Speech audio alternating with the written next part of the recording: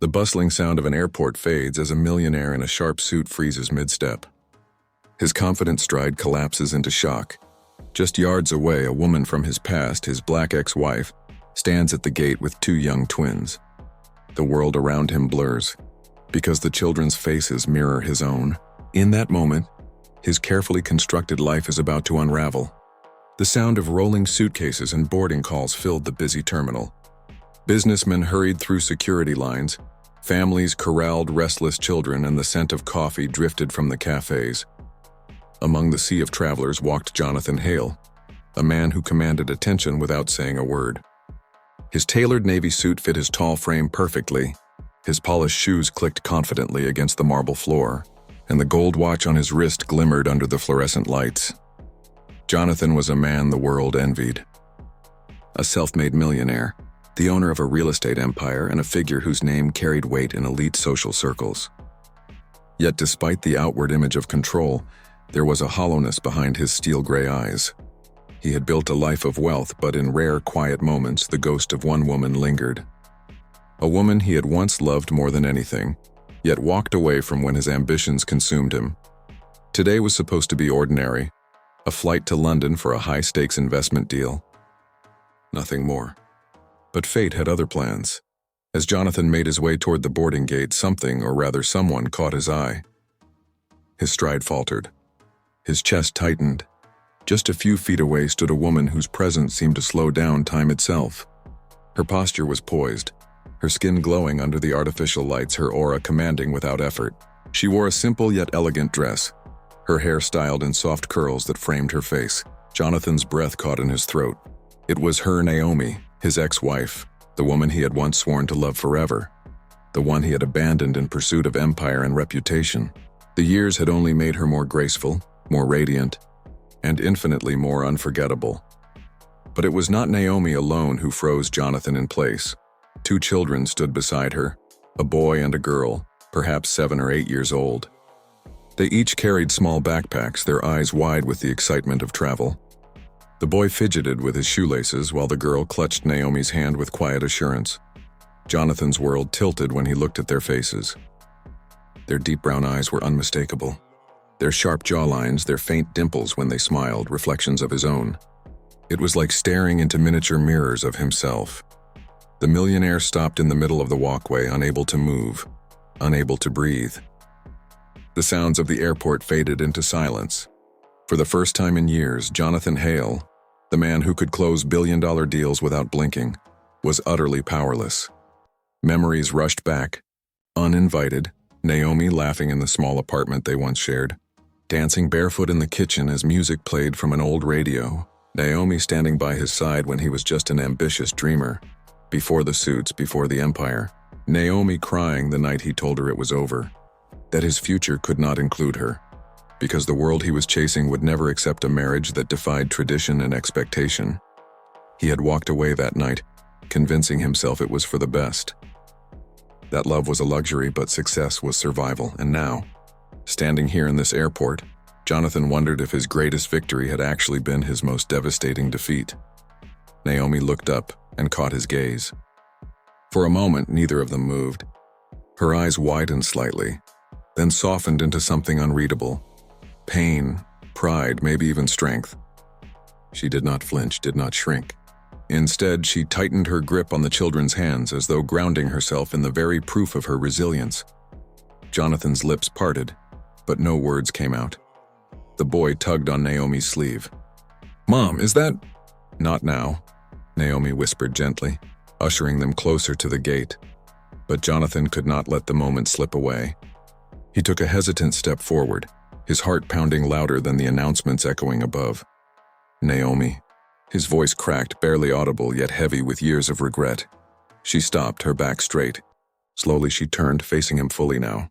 There was no anger in her expression, but neither was there forgiveness. Only a calm dignity that struck him harder than any accusation. "It has been a long time, Jonathan," she said evenly. Her voice carried the same warmth he remembered, but now layered with strength earned through battles he had never witnessed. He struggled to find words. His eyes darted between her and the twins. Naomi, are they—" Her jaw tightened ever so slightly. They are my children." The boy and girl looked at him curiously, sensing the tension but not understanding its depth. Jonathan's chest constricted. Every detail, the way the boy tilted his head when curious, the way the girl's smile mirrored his mother's but carried his unmistakable dimple, confirmed what Naomi had not yet spoken aloud. "They look just like me," Jonathan whispered, almost to himself. Naomi held his gaze without blinking. "Yes, they do." The silence that followed was suffocating. Years of unspoken truths pressed between them. The airport bustled around them, but it felt as though the world had narrowed to just 4 people, standing at a crossroads of the past and future. Jonathan's throat burned. "Why did you never tell me?" Her eyes flashed with a storm of emotions, hurt, resilience, and a trace of sorrow. "Because you made your choice, Jonathan. You wanted a world that had no room for me. I refused to let that same world reject my children." Her words cut deeper than any blade. He realized then the magnitude of what he had lost. Not only a woman's love, but years of fatherhood he could never reclaim. The twins tugged again at her hands, urging her toward the gate. Naomi inhaled slowly, steadying herself. "We need to go." Jonathan's mind screamed to stop her, to beg for another chance to tell the children the truth. But his body felt paralyzed, weighted by the enormity of his past mistakes. As Naomi turned to walk away, Jonathan finally spoke, his voice trembling. "Naomi, I was wrong." She paused, her back still to him. For a heartbeat, Jonathan hoped she might turn, might let him try again. But instead, she said softly, "Some truths cannot be undone, Jonathan, and some choices cannot be erased." With that, she walked toward the gate, her children by her side, leaving Jonathan frozen in place, his world forever altered by the sight of 2 small faces that carried his reflection. For the first time in years, Jonathan Hale realized that all his wealth, all his empires, meant nothing compared to the family he had lost. And as the boarding call echoed overhead, he knew his life would never be the same again. The airport was alive with motion, voices rising in a dozen languages, the rhythmic buzz of suitcase wheels and the mechanical chime of boarding announcements. Jonathan Hale adjusted the strap of his leather briefcase as he strode toward the VIP lounge, his pace brisk, his mind already calculating the meeting that awaited him in London. For a man like him, time was currency, and not a second could be wasted. But then he saw her. It was only a flicker at first, a face glimpsed in the moving tide of travelers. Jonathan slowed, his polished shoes scuffing against the marble floor. He turned his head and the crowd seemed to dissolve around him. There she was, Naomi.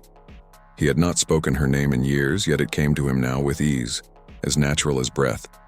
She stood by the boarding gate, her posture tall and graceful, her hair catching the fluorescent lights like strands of dark silk. She wore a simple cream dress, nothing extravagant, yet her presence eclipsed everyone around her. Jonathan's heart lurched. For a moment, he was not the untouchable tycoon with empires at his fingertips. He was a man stripped bare, staring at the ghost of everything he had lost. And then his eyes fell to the 2 children beside her. They were twins, no older than 8. A boy and a girl, holding small travel backpacks, each clutching a corner of their mother's hands. The boy fidgeted with the zipper of his jacket, while the girl leaned against Naomi's arm, her eyes wide with curiosity as she scanned the busy terminal. Jonathan froze. His throat went dry, his pulse quickened, and an invisible weight pinned his feet to the floor. The boy turned his head and Jonathan felt his heart stop. Those eyes. Those sharp, almond-shaped eyes. The exact shade of deep brown Jonathan saw in the mirror every morning. The jawline, the slight tilt of the chin, the faint dimple that appeared when the boy frowned. It was all there. And the girl, her smile was Naomi's. But the arch of her eyebrows, the dimple in her left cheek, the way she tilted her head when listening, it was as if the universe had carved Jonathan into a smaller, softer reflection. It was undeniable. These children looked like him. The polished millionaire who had stared down hostile boardrooms and commanded international deals suddenly could not summon the courage to breathe. The world around him blurred, the announcements muted, the footsteps of travelers drowned out. Naomi must have sensed his gaze. Slowly she looked up, their eyes locked. The years fell away in that single moment. He was no longer the man in a designer suit. He was Jonathan, the young dreamer who once swore to love her until his last breath. And she was Naomi, the woman who had believed him, who had stood by him until the weight of his ambition and the cruelty of the world forced them apart. But her expression was not soft, not welcoming. It was steady, guarded, her lips pressed into a line that revealed nothing yet everything. Jonathan swallowed hard, his chest constricting. He took a hesitant step forward. "Naomi," his voice cracked, a whisper swallowed by the hum of the airport. She said nothing. She only adjusted the strap of her handbag and drew her children closer, as though shielding them from something. The boy looked up at her, then at Jonathan. "Mom, who is that man?" Naomi's jaw tightened. "Just someone catching his flight." The words pierced Jonathan deeper than any insult. Just someone. He wanted to speak, to shout, to ask 1,000 questions that burned in his chest. Were they his children? Why had she never told him? Why here? Why now, after all these years? But Naomi's eyes silenced him. Finally, he forced himself forward until he stood only a few steps away. "Naomi," he said again, stronger this time, "and please, don't walk away." Her eyes softened briefly, just briefly, before hardening again. "Why are you here, Jonathan?" He blinked, startled. "Why am I here? This is an airport, Naomi. No," she interrupted sharply, though her voice remained controlled. "I mean, why here in front of me?" "After all these years, why now?" Jonathan's throat tightened. He glanced at the twins again, his voice trembling. "Because I think I know who they are." The girl tilted her head curiously. "Mom?" Naomi squeezed her daughter's hand gently, her expression calm but her eyes stormy. "They are my children, Jonathan." He exhaled shakily. "Naomi, look at them, look at me. You cannot tell me I do not see the truth." Her lips parted, then pressed shut again. For a moment the facade cracked, and he saw the flicker of emotion. Hurt, sorrow, maybe even anger. But she quickly composed herself. "You forfeited the right to ask questions years ago," she said quietly. "You made your choice." Her words hit him like a blow. He remembered it vividly. The night he walked away, when pressure from business partners and the weight of society's judgment had convinced him that love was expendable, but reputation was not. He had left her standing in tears, clutching her pride, while he marched toward a future built on status and wealth. And now, that past stood before him in living proof, 2 children who bore his face. Jonathan's voice cracked. "Naomi, I never knew. You should have told me." Her eyes burned with quiet fire. "Told you? And what then? Would you have left your boardrooms, your empire, your endless dinners with people who looked down on me the moment I walked into the room? Would you have claimed them proudly in a world that mocked our love?" He had no answer. His silence was enough. The boarding call for Naomi's gate echoed overhead. Passengers began lining up, showing passports, scanning tickets. Naomi straightened, adjusting the strap on her daughter's backpack. "We have to go," she said softly. Jonathan panicked, his composure fracturing. "Naomi, wait! Please, at least let me talk to them. At least let me." His voice cracked, and for the first time in years, the unshakable millionaire sounded desperate. "At least let me be their father." Naomi's eyes glistened. She turned slowly, meeting his gaze with a quiet strength that made his chest ache. "They already have a father, Jonathan," she whispered. "One who has been here every day of their lives. A father who did not choose the world over them." Her words left him hollow. The twins looked up at her, confused but trusting. Their innocence a cruel reminder of all the years he had missed. The attendant called for final boarding. Naomi tightened her grip on their hands. She gave Jonathan one last look, a look filled with finality. Then she turned and walked toward the gate. Jonathan stood frozen, his chest heaving, his vision blurred. The man who had conquered cities and industries had been brought to his knees by a single encounter. And as Naomi and the twins disappeared down the jet bridge, Jonathan knew with painful certainty that no fortune, no empire, could ever fill the emptiness they left behind.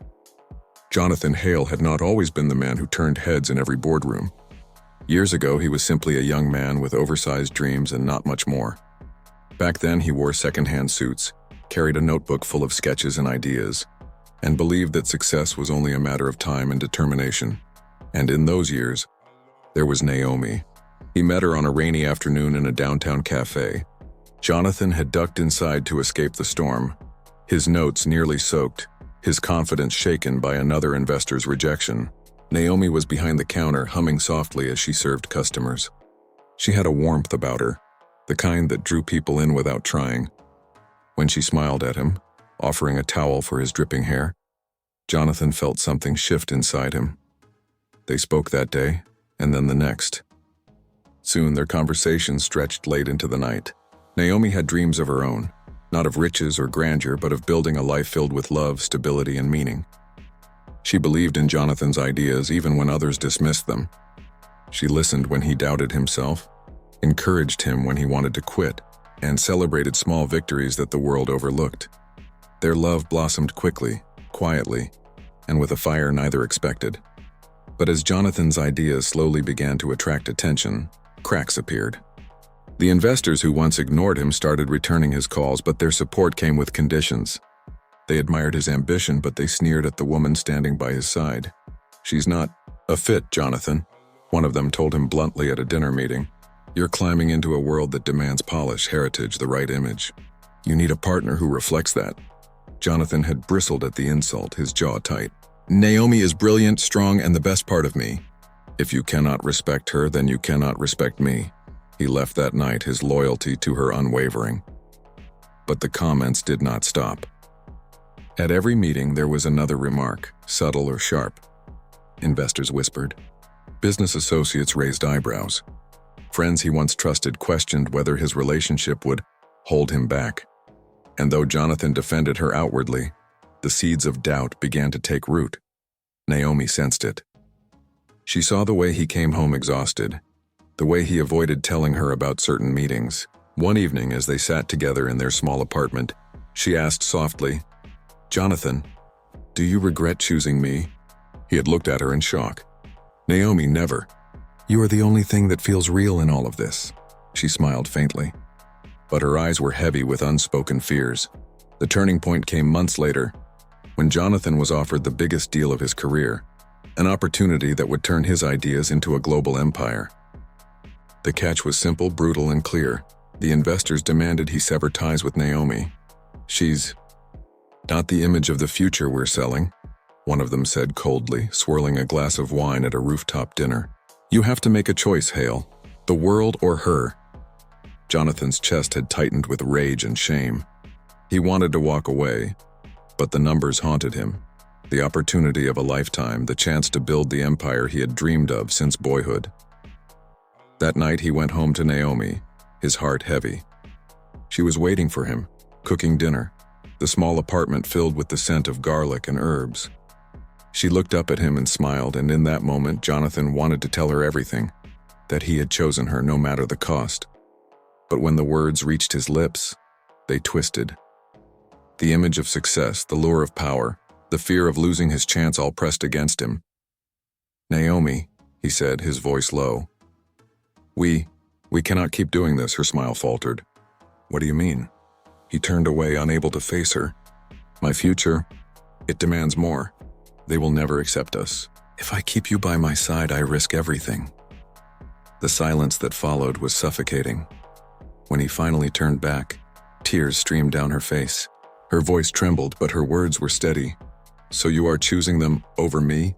Jonathan's chest ached, but he forced the words out. "I have no choice." Naomi's eyes blazed. "You always have a choice. You just made the wrong one." That night she packed a small bag and left. Jonathan stood frozen in the doorway, watching her disappear into the rain. He wanted to run after her, to beg her to stay, but pride and ambition held him in place. He convinced himself it was for the best, that love was a sacrifice he could endure for the sake of success. But he never forgot the look in her eyes as she walked away, a mixture of heartbreak and strength, of finality and fire. Years passed. Jonathan rose higher and higher, building his empire brick by brick, deal by deal. He became the man the world admired, wealthy, powerful, untouchable. But in the quiet moments when the parties ended and the boardrooms emptied, he thought of her, of the life they might have built, of the family they might have raised. And now, standing in the airport, staring at the two children with his eyes and her grace, he realized the truth. Naomi had not walked away with nothing. She had walked away with everything that truly mattered. The intercom chimed again, announcing another boarding call. Passengers lined up at the gate, shuffling forward with passports in hand, their conversations buzzing in the air. But for Jonathan Hale, none of it existed. His world had narrowed to the woman standing just a few feet away, and the two children who mirrored his face so completely. Naomi. The name echoed in his chest, every beat of his heart pounding against years of silence. He forced himself forward, step by step, until he stood close enough to see the flecks of gold in her eyes. The same eyes that had once looked at him with love. Now they regarded him with a guarded calm that unsettled him more than anger ever could. "Naomi," Jonathan said, his voice low, urgent. "Please, talk to me." Her hand instinctively tightened around her daughter's while the boy shifted closer to her side. She didn't flinch, didn't step back. Instead, she stood her ground, her presence steady and unshaken. "It has been years, Jonathan," she said softly, almost too soft to hear above the noise of the airport. "What is left to say?" "Everything," he replied quickly, his tone sharp with desperation. "There's everything to say. I look at them, Naomi." His gaze fell to the twins, his voice faltering. "I cannot deny what is standing in front of me. They are mine, aren't they?" Naomi inhaled slowly, her jaw tightening. The boy looked up curiously, his brows furrowed. "Mom, what does he mean?" "Not now, Aaron," she said gently, brushing her son's hair back. Jonathan stepped forward, his chest tightening as he looked at the children again. "Please, Naomi, tell me the truth." Her lips pressed together, the silence stretching long. Finally, she lifted her chin and met his gaze. "Yes, they are yours." The words hit him harder than any blow. His knees felt weak, his chest heavy with a grief he couldn't begin to describe. "All this time. Naomi, why? Why didn't you tell me?" Her eyes flickered with fire. "Because you left me, Jonathan. You left us before you even knew they existed. You made it very clear that your world had no room for me, no room for love. Do you think I would drag two children into that rejection? Into the judgment of the people who sneered at us?" Jonathan's throat tightened. "I didn't know. If I had known..." Naomi cut him off sharply, her voice calm but edged with steel. "If you had known what? That you would have walked away from your empire? That you would have risked everything for us? No, Jonathan. You made your choice the night you walked out of that apartment. You told me who you were. I believed you." The twins watched silently, sensing the storm between the adults but not understanding its depth. The girl squeezed Naomi's hand. "Mom, are we going to miss our flight?" Naomi bent down, brushing her daughter's cheek softly. "Not yet, sweetheart. Just a moment." Jonathan's chest heaved as he tried to find his words. "Naomi, I was young. I was foolish. I let ambition blind me. But seeing them now, I cannot ignore it. I want to be their father." Naomi's eyes glistened, though her voice stayed steady. "A father, Jonathan? Do you even know what that word means? A father is there for first steps, for sleepless nights, for scraped knees and school recitals. A father shows up every single day, not just when it is convenient. These children already have a father, me. I have been both mother and father to them since the day they were born." Her words cut deep. Jonathan looked at the twins, guilt flooding him. He imagined their birthdays he never celebrated, their milestones he never witnessed, the laughter and tears he had never shared. All the riches he had accumulated seemed worthless in that moment. "Naomi, I know I cannot change the past," he said, his voice breaking. "But please let me try to change the future. I want to know them. I want to make things right." Naomi studied him, her eyes searching his face for sincerity. What she saw seemed to soften her slightly, but only for a moment. "And what happens when the next deal demands all of you again? When the boardroom calls? When the investors remind you who you're supposed to be? Will you still choose them? Or will you walk away again like you walked away from me?" Jonathan's chest ached, and for once he had no rehearsed answer, no polished speech. He was a man stripped bare, facing the consequences of his choices. "I will not walk away again," he said firmly, though his voice trembled with emotion. "I swear it." The final boarding call echoed overhead, breaking the fragile bubble around them. Naomi's children tugged at her hands, eager to move forward. Her eyes lingered on Jonathan, conflicted. "Naomi, please," Jonathan whispered. "Do not leave me like this. At least, let me explain to them. Let me tell them the truth." Her breath caught, and for a moment he thought she might allow it. But then her eyes hardened again and she shook her head. "No, Jonathan. They are too young to understand the weight of what you did. I will not let you unravel their world to ease your guilt." Jonathan's chest collapsed, his shoulders sagging. "Naomi, She looked at him one last time, her voice breaking as she said, "You had your chance, Jonathan, and you chose the world over us. Now you must live with that choice." With that, she turned, her children's hands in hers, and walked toward the gate. Jonathan stood rooted in place, watching them disappear. His vision blurred, his throat tight with unshed tears. Around him, the airport buzzed with life, but he felt utterly alone, hollowed out by the weight of regret. For the first time in his life, the millionaire who had everything realized he had nothing at all. The gate attendant called for final boarding, her voice sharp through the speakers. Passengers shuffled forward, presenting tickets and passports, but Naomi remained still, her children clutching her hands. Jonathan stood in front of her, his polished composure unraveling, his breathing ragged. "Naomi," he pleaded, his voice raw. "Please do not walk away, not without telling me the truth. I need to know. Everything." Naomi's eyes flickered to her children, Aaron and Amara. Their young faces were filled with confusion, sensing the tension, but not understanding its depth. She squeezed their hands as though grounding herself in their presence. Then she looked back at Jonathan. For a moment, her expression softened, a crack in the armor she had carried for years.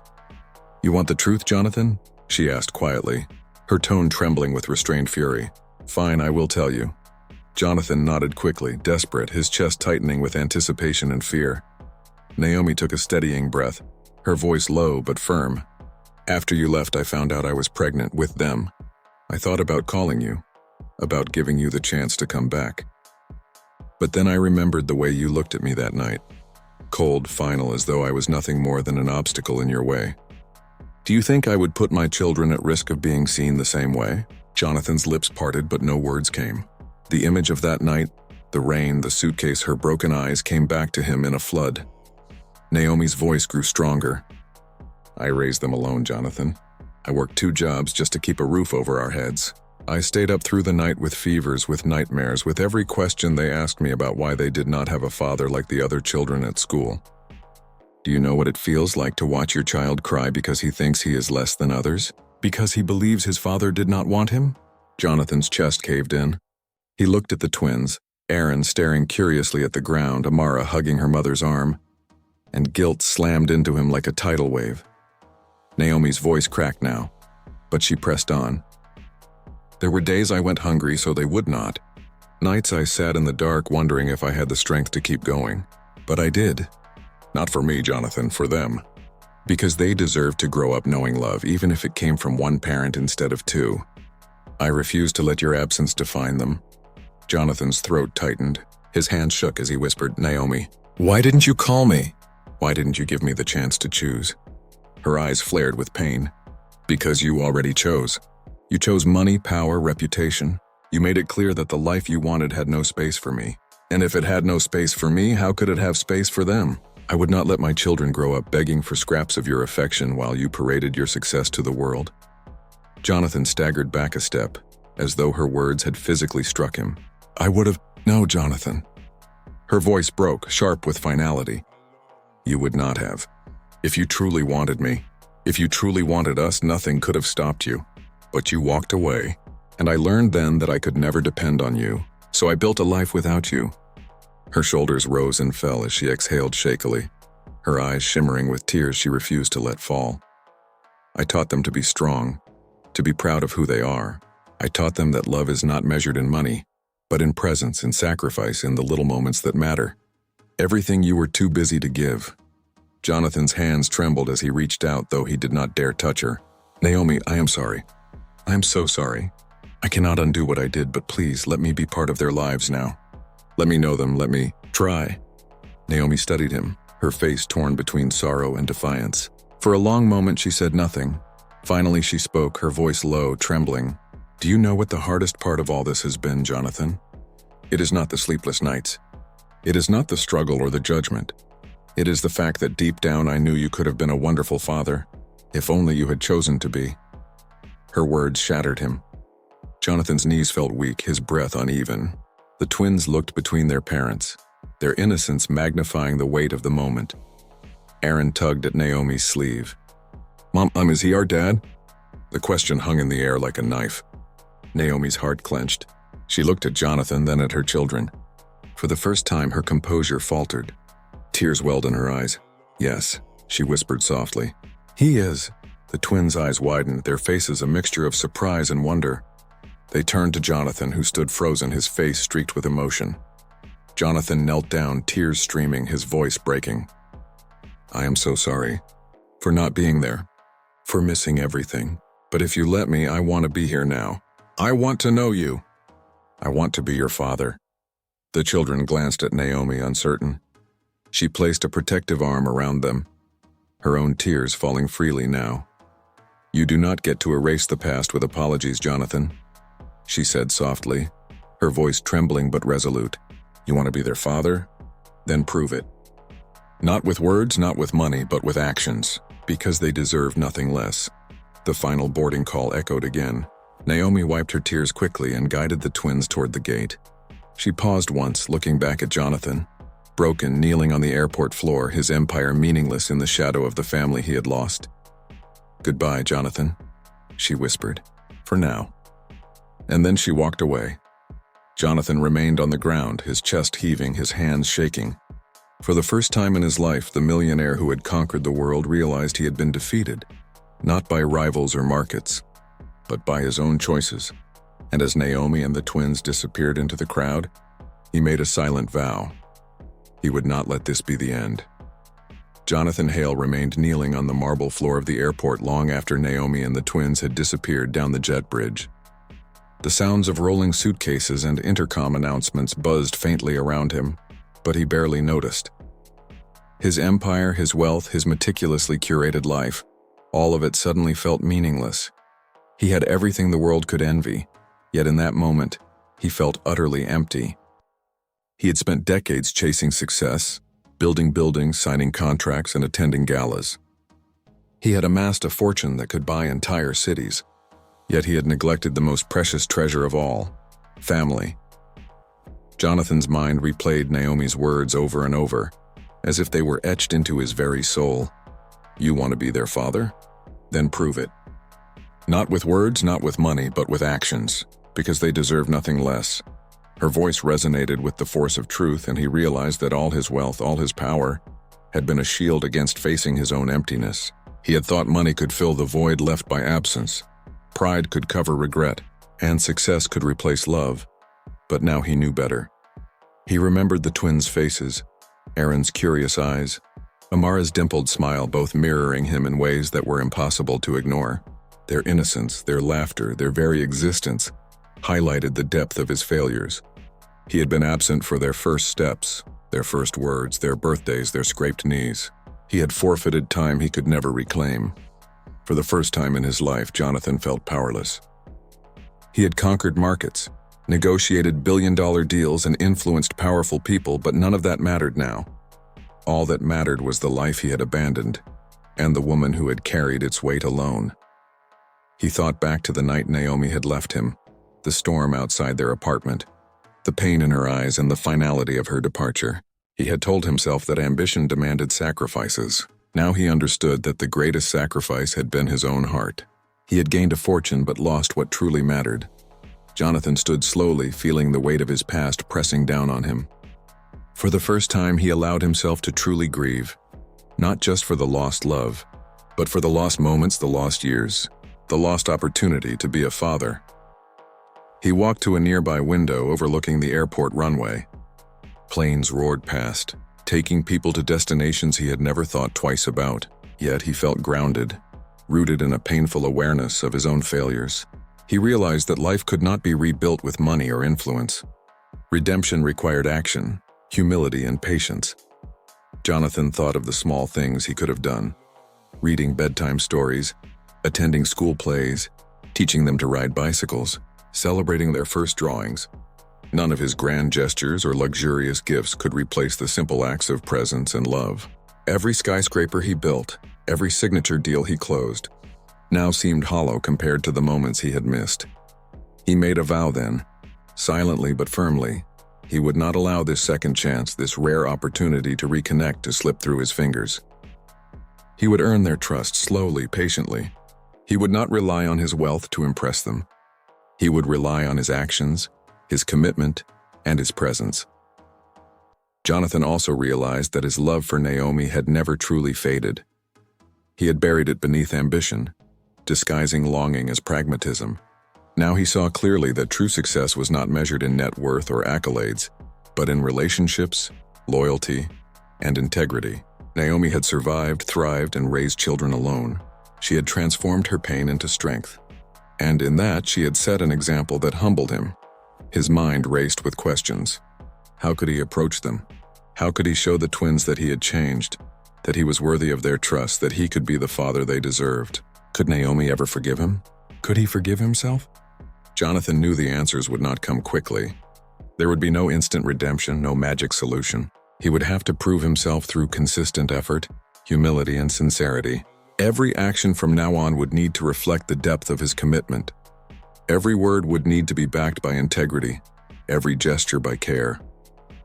He thought about his empire and the life he had built. For the first time, he realized that wealth was a tool, not a trophy. It could help him provide, yes, but it could never buy love, respect, or forgiveness. His business acumen would now serve a higher purpose, not to impress the world, but to support and nurture the family he had abandoned. Jonathan made a silent, solemn promise to himself. He would start by reaching out to Naomi, not with demands or expectations, but with humility. He would listen, understand, and rebuild trust brick by brick, day by day. He would allow the children to know him at their pace, on their terms.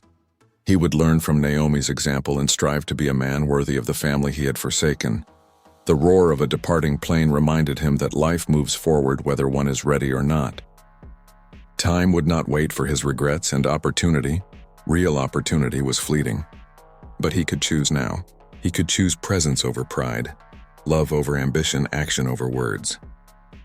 Jonathan closed his eyes, taking a deep breath. For the first time in decades, he felt clarity. The road ahead would be difficult, lined with uncertainty and emotional challenges, but for the first time, he understood the true meaning of success. The courage to face one's mistakes, the humility to ask for forgiveness, and the determination to build a future rooted in love and integrity. As he opened his eyes, he felt a sense of resolve. Naomi had given him a second chance in the form of knowledge. The knowledge of what he had lost and the opportunity to reclaim what truly mattered. He would not squander it. Jonathan Hale, the man who had once been defined by power and wealth, was beginning the most important journey of his life, not to conquer empires, but to win the hearts of the family he had left behind. Jonathan Hale stood alone in the airport lounge, his briefcase forgotten at his side. The roar of planes taking off and the chatter of passengers around him felt distant, almost meaningless. All he could see were the faces of Naomi and the twins, Aaron and Amara, etched into his mind, their presence haunting him. Every step he had taken in life, the boardrooms, the contracts, the lavish dinners, the towering skyscrapers, suddenly seemed hollow.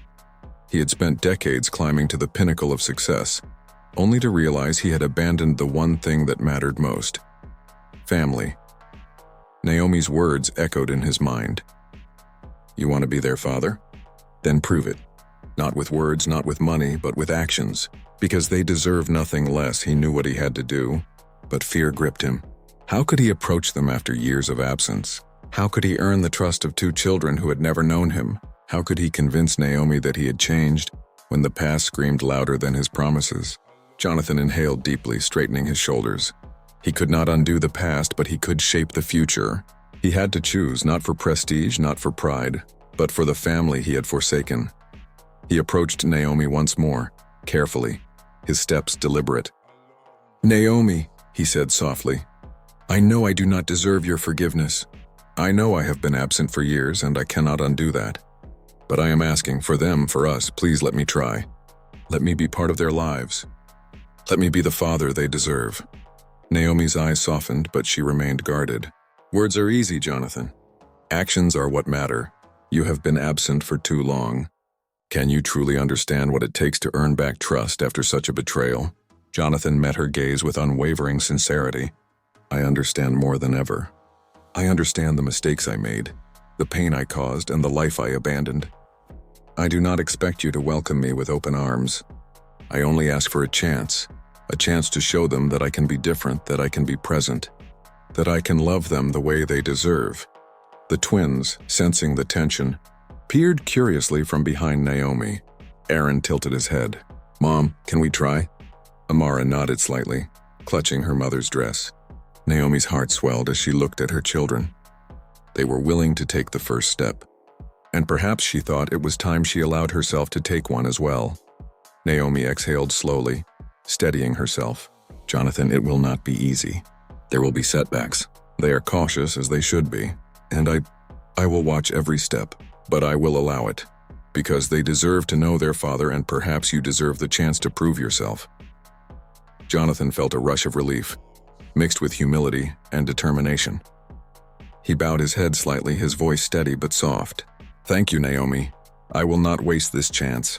I will show them every day that I am worthy of their trust and love." From that moment, a transformation began. Jonathan knew that rebuilding these bonds would take more than grand gestures or expensive gifts. It would take time, patience, and unwavering presence. He started small. The first meeting with Aaron and Amara was quiet and awkward. He did not try to impress them with wealth or stories of his empire. Instead, he listened. He played board games, helped with homework, and attended school events. He was present in the moments that mattered. The scraped knees, the small victories, the bedtime stories. Each day brought new challenges. The twins were wary, cautious of his sudden presence. They questioned his motives, and sometimes their questions pierced him deeper than Naomi's accusations ever had. But he endured, patient and consistent, proving through action rather than words that he was committed. Naomi watched silently at first, her skepticism slowly softening as she observed Jonathan's dedication. She saw how he knelt to listen, how he remembered small details, how he genuinely engaged with her children. Slowly, she allowed herself to hope, cautiously, quietly, that this man who had once walked away could truly change. Weeks turned into months.